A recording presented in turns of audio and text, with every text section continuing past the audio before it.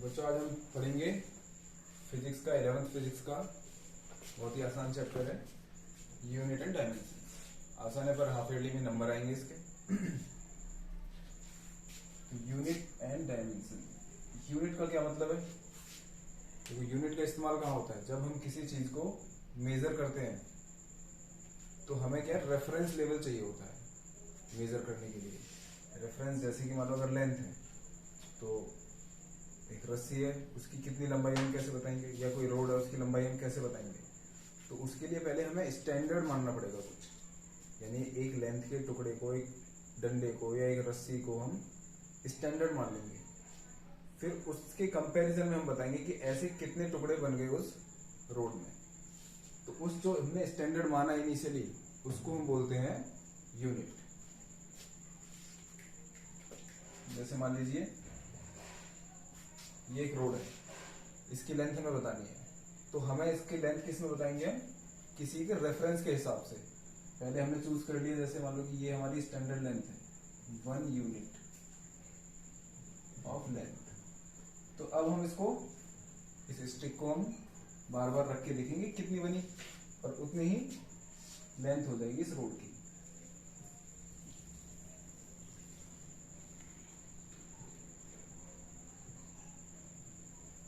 जैसे 1 2 3 4 5 and half, 5.5 unit of length. समझ में आया कंसेप्ट यूनिट्स का क्या है बच्चों?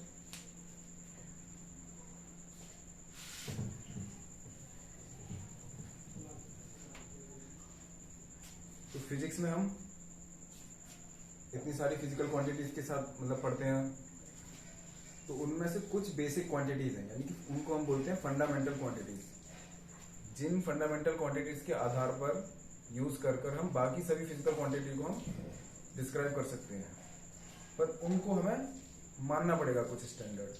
तो वो 7 फंडामेंटल बेस क्वांटिटीज कौन सी हैं? वो ये है लेंथ, टाइम,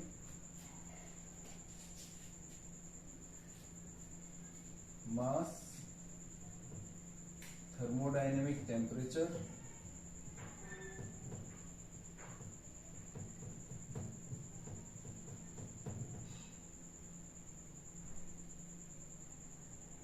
इलेक्ट्रिक करंट और amount of substance, luminous intensity.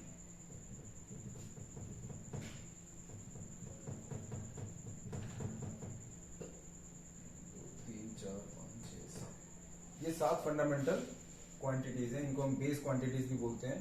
तो इनके स्टैंडर्ड हमें अपनी तरफ से डिफाइन करने पड़ेंगे पहले। एक बार इनके स्टैंडर्ड हमारे डिफाइन हो जाएंगे तो इन्हीं के बेस पर हम बाकी सभी फिजिकल क्वांटिटीज को, हमें स्टैंडर्ड बनाने की जरूरत नहीं है, वो इसी से डिराइव हो जाएंगे।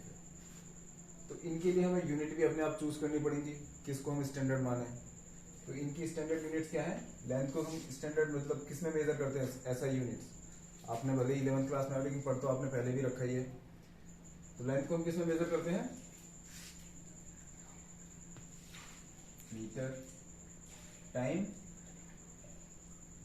सेकंड में, mass kg, temperature kelvin, current ampere, amount of substance mole, luminous intensity candela. तो ये 7 हमारी बेस क्वांटिटीज की यूनिट होगी जो हमने डिफाइन करी है। इनकी डेफिनेशन मतलब कैसे है ये हम बाद में पढ़ेंगे। इसको हमने कैसे कैसे डिफाइन कर रखा है। 1 मीटर कितनी लेंथ होती है, 1 सेकेंड कितना टाइम होता है, या 1 केजी कितना मास होता है, ये हम बाद में देखते हैं। तो आपको ये समझ में आ गया होगा कि यूनिट्स क्या है। यूनिट क्या है? यूनिट क्या है? किसी एक reference level, standard reference level जो हमने डिसाइड किया है, उसी टाइप की क्वांटिटीज को, फिजिकल क्वांटिटीज को मेजर करने के लिए। और मेजर हम हमेशा कंपैरिजन करके करते हैं। तो ठीक है, मुझे यूनिट आप समझ गए।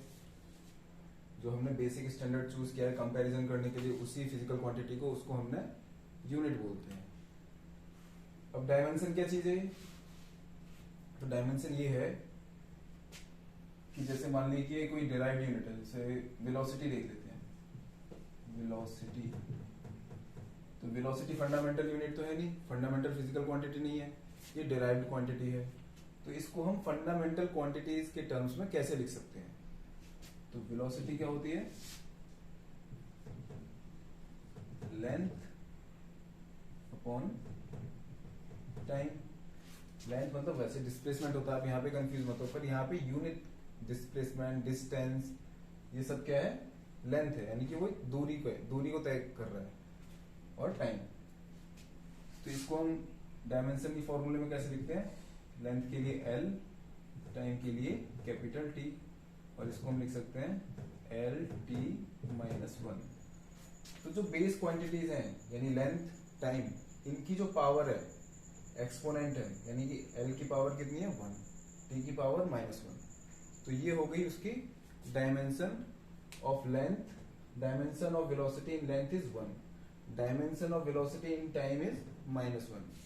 तो उसको हम बोलते हैं डायमेंशन, यानी कि exponent of the base quantities कितनी आ रही है उस फिजिकल क्वांटिटी में, उसको हम डायमेंशन बोलते हैं। यानी कि वेलोसिटी की लेंथ में डायमेंशन है 1, टाइम में डायमेंशन है -1, और मास में कितनी डायमेंशन है? 0। एक और example, force.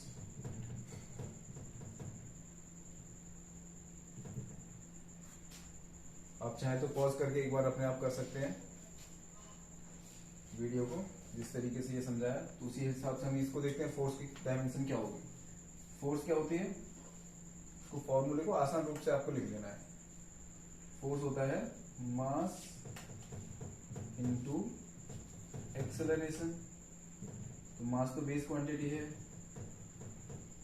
Acceleration base quantity नहीं है, तो इसको हम जब तक तोड़ते रहते हैं जब तक बेस क्वांटिटी के फॉर्म में ना लिख दें, या फिर जैसे आप पढ़ोगे आगे तो एक्सेलरेशन की डायमेंशन आपको पता ही रहेगी, तो आप सीधे भी लिख सकते हो। पर शुरुआत में आप समझो तो हमें क्या है, इसको तोड़ना होता है बेस क्वांटिटीज में। एक्सेलरेशन क्या है? Change in velocity. तो चेंज इन वेलोसिटी भी क्या रहेगी? वेलोसिटी ही आएगी। Velocity upon time, mass into velocity क्या है?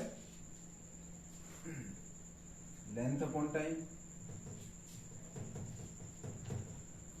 Upon time into time.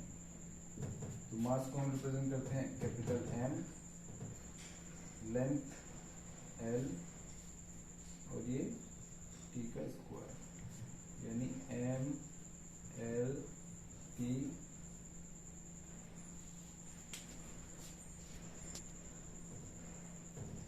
T-2। यानी कि फोर्स